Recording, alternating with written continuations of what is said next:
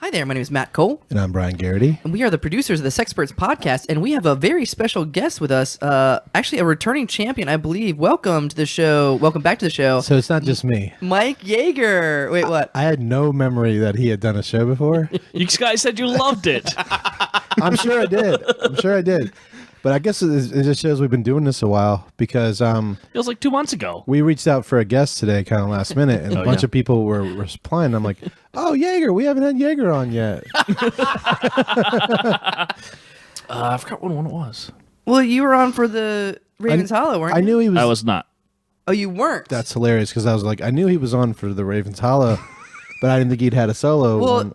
because I thought he wasn't like technically on. I thought he was one of the people in the background, but that wasn't him. That was Anna, right? Anna Anna was in the background, and the rest of everybody was or on. Anonymous. Sorry. Oh, We wait. can say it I on just the- linked them. I just outed her. Anyway, somebody Somebody. was in the background, and then there was somebody else, right?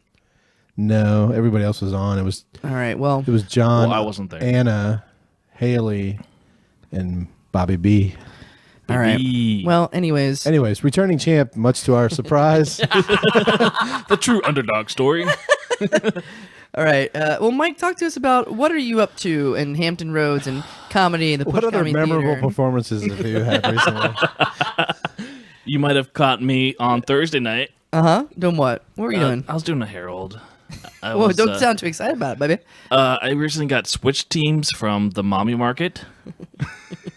Oh, I thought you meant you got traded like last night. That's what it sounded like. I was so good that somebody traded up. And then now I'm on Brian Garrity's team. How sad are you to not be on Matt Cole's team? Super bummer, right? You were my next pick, man. I was like, God. Talk about. I know. That sounds traumatic. No, it is. He was like, God. And then he picked somebody else. what is Herald Night, by the way? Herald Night is a night on Thursday nights. The third Thursday nights. Thursday. I think it's Thirsty Third Thursday. That was douchey of me, but keep going. Which 3 teams compete. Not compete, but I wish they would. Oh wait, you're right. It isn't a competition. It's like one of the few shows I do anymore that's not a competition.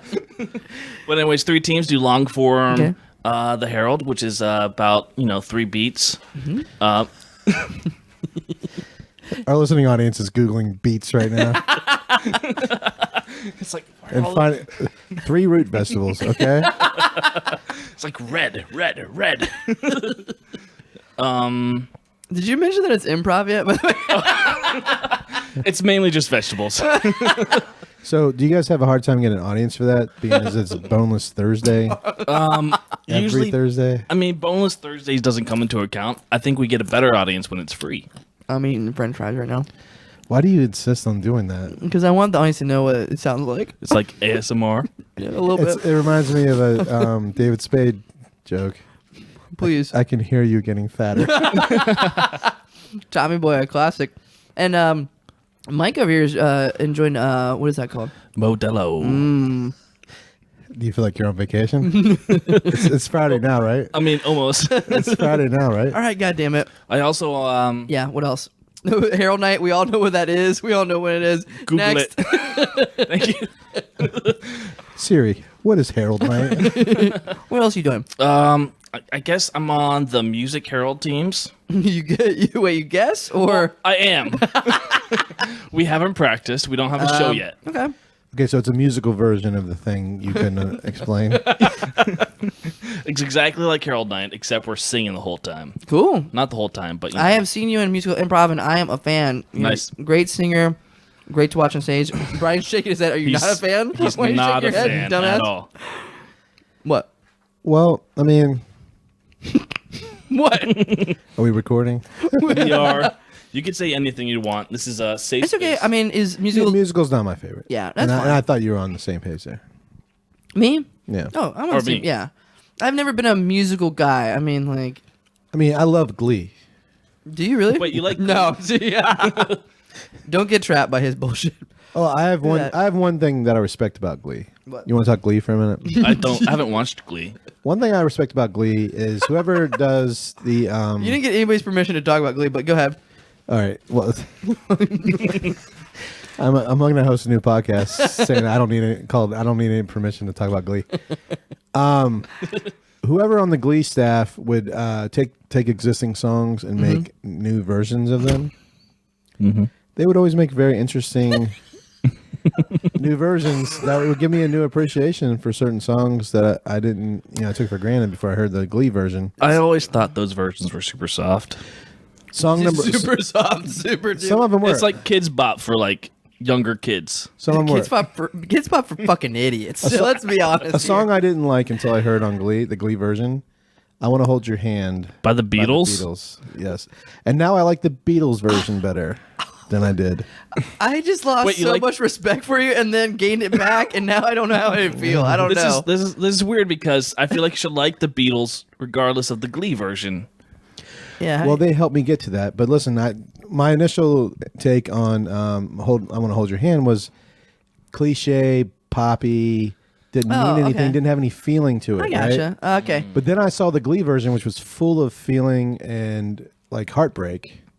And then I could hear the feeling and the heartbreak in the Beatles version. This was actually worth listening to. I actually really respect that position. That's awesome. Thank you. So tune into my new podcast. I don't need permission to talk about Glee. Regardless of permission. Okay, well, Brian's obviously excited to see you perform in the musical Herald. Yeah, he's totes. And you don't have like a show date or anything that's pushed yet. Do you guys sing any Beatles That's coming songs? soon. Maybe. Yeah. Like, do you guys ever have it when my mom does this to me all the time? She'll be like, "Oh, what are you doing?" Shout out to Cole's mom. Judy, fan. Judy. She'll ask me like, "What are you doing this weekend?" I was like, "Oh, I'm doing some improv at the theater." And she's like, "Oh, what skits you gonna do?" I was like, "Well, it's improvised." She's like, "So you don't know what you're doing?" I was like, "No." So if I was in the musical Herald, she'd be like, "Oh, you gonna sing the Beatles?" I was like, "Probably not, Ma." I find it hilarious that she asks what you're doing this weekend. I know, It's like thinking the brain, the same thing we do every weekend, Mom. We get a one more suggestion to make an ass of ourselves on stage. God. What else are you involved in, Mike? You know what? This has been a slow next month. I don't really know. Okay. Well, I can talk to you about. We are working on a Ravens Hollow County Players show. I don't we think are. Brian knows that. That's spoilers out We had a meeting the other night about on Monday night. Monday night, because Haley is part of the Ravens Hollow, and Ravens Hollow is kind of a. It's kind of like if you made a comedy group and took out everything that was funny about it. We're kind of like and still found it funny. there you go. People like I think I nailed parts that. of us. I think I nailed that. You did. Yeah, we're an absurdist group. That's what we call ourselves. Anyways, and we dress in black. We're trying to get a show before Haley. She's moving to Austin, Texas. Austin, Texas, like an idiot. If you're listening to this, Haley, wrong choice. Stay here. She tells a story. She actually, her college application, she put the Ravens Hollow wedding thing that we did on her application, and that's how she got in. We did grad school. We did a fake wedding. Oh my God. I just lost a lot of respect for the University of Texas. So we're trying to get that together. We don't have a show date for that, but we'll get it. We'll get it. Don't worry. Yep, we'll do it. Don't cry, Brian. Yeah, Brian, stop crying. Hey, why are you crying, Brian? I know this is sad. I'm just sad that I might not have anything else to do that night and have to go to the show.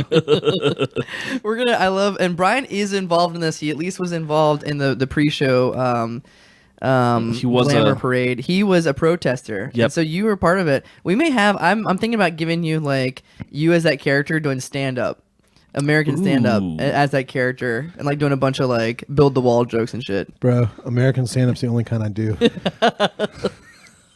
But the protester bit reminds me of my first GWAR show. What? Was it protested or fake? So there was a GWAR was playing at the Boathouse. Yeah. It was $5. Yeah. Somebody said you should check it out. They're good. Knew nothing about them. I was talking to this girl back then. This is back when I was like 16. And I said, hey, you want to go on a date sometime? She's like, yeah. I'm like, we can go to a concert? Sure. All right, well, let's go see GWAR at the Boathouse. So at the beginning of the show, I look up on stage, and there's like 3 people protesting Yeah. on stage. And one's a nun. Oh, okay. And I don't remember what the other 2 were. They had signs that read like "Make Love, Not GWAR," Yeah. and I didn't know any context for this. And I was Was like, this a real nun? No. in my mind at the time. Oh. And I was like, oh my God, they really don't like this band or something. What's going on here? I've never seen a protest on stage. Well, then Space Monsters ran out on stage, ripped their faces off, and threw them in a meat grinder, and blood squirted all over the audience.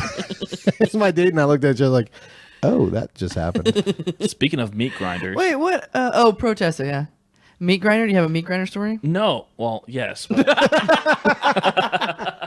Speaking of meat grinders, I got a new car. I gave some meat to Brian today. And that is not a euphemism. That was an actual thing I did. Well, congratulations. I mean, I didn't get any, but you know. You can take a package home. You can take it back. He gave me way too much meat. Okay. As one does. Well, thank you for being back on the show. Thank you for being so fresh and so clean and so musical. And I don't know. Anything else you want to plug? Anything you want to talk about? I got a new house. Oh, congrats. Yeah. Hey, you had a house built, right? Well, they're building it. Oh, nice. Yeah. Yeah, but when's going to be built? Finalized. End of July. What's the last thing to do in a house? What's the last thing you're just like, okay, the house is ready? Maybe get the keys. Well, they put the locks on, or what's the very last thing of a finishing house? touch that they do? Toilet seats. Do they? Is it toilet seats? I think it's more like... You can't put the toilet seats on too soon, or the people who are building the house will sit on that. You don't want them taking a shit in your house. I'm christening this boat. You gotta poop outside in the porta potty, okay? Like shower curtains. Wait, what? Shower curtain is the decor, bro. Yeah. Once you get a shower curtain, you're homeowner. No. That's I awesome. think the last thing in building a house has to be something that doesn't convey when you sell it. Like what? What? I mean, it has to be something that conveys when you sell it. I don't get it. I don't get it. You know what the word convey means? Jesus Christ! Yeah, I know what convey means, motherfucker. But explain yourself. So shower curtain's going with him when he moves. Yeah. No, So I that could buy can't them be at Walmart. But nobody wants your shower curtain, so you got to take it with you or throw it away. So that can't be part of building the house because it's not Yeah. part of the house. It's just your not- it's okay, It's your decoration of the house. The shower rod, that's part of the house. Is It's that part of the house? staying. Is that really part of the house? Or you have to buy that too? It's staying. You're not taking it with you. How many shower rods have you bought? It conveys. How many Actually- shower rods have I bought? Way too fucking many because Because my ex-wife couldn't decide if she liked straight ones, the ones that curve out, and then we get something we wouldn't put it up right. It would not last or it would rust. My life has been an unending series of shower rods piercing holes through my otherwise well thought out budgets. And so, Mike, best of luck to you in your new house, and may you. your life only be one shower rod. I would like to say, hope it has whoever's 2 listening, let me know, and you guys can come over and have a meat fest. Wouldn't it be hilarious if he only had 1 shower rod but 2 full baths, and for the guests he had to run the shower rod down? I guess that would be pretty funny. Hey, Mike, I was gonna take a shower, but there's no shower curtain. Oh yeah, 1 sec. Drill. That's the- But wouldn't he just want to use my shower? No, it's gross. And then It's like, I don't that's know. gross. All right. All right. Well, let's get on to the show. How about it? I'm having too much fun. do we need to have a show?